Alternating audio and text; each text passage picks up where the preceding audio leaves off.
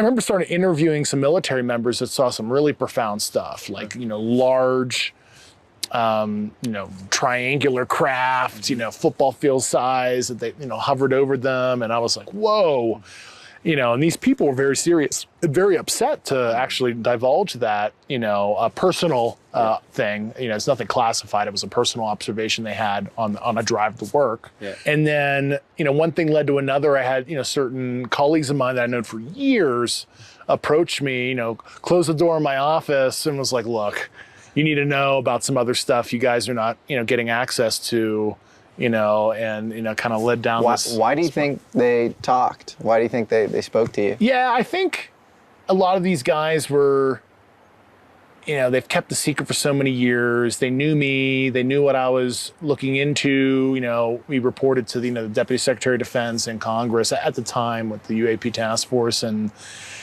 I think they wanted some change. At least that's what they espoused to me is... Why do you think they wanted change? They felt that they were kind of limited in bringing people in, the support they were getting, their treatment was harsh sometimes.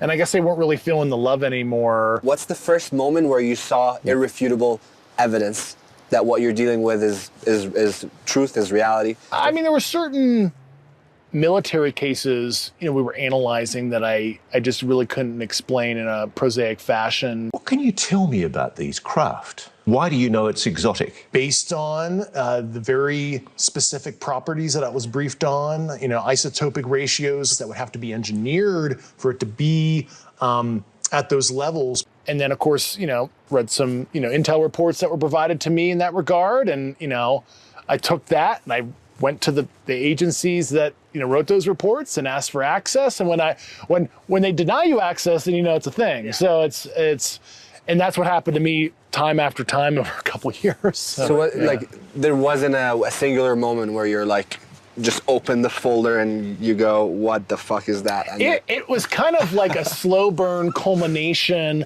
as I was processing it, allowing my worldview to open. And yeah, I don't know if there was a singular moment. I think it was, some of the really, really trusted high level people we talked to when they, stared us straight in the face very seriously and, confirmed a lot of this information. I was like, wow, I can't believe I'm talking to X, who's a really important person, and they're confirming these certain details, and they're saying like, we need to protect this at all costs, and they're giving me kind of the whole speech about it.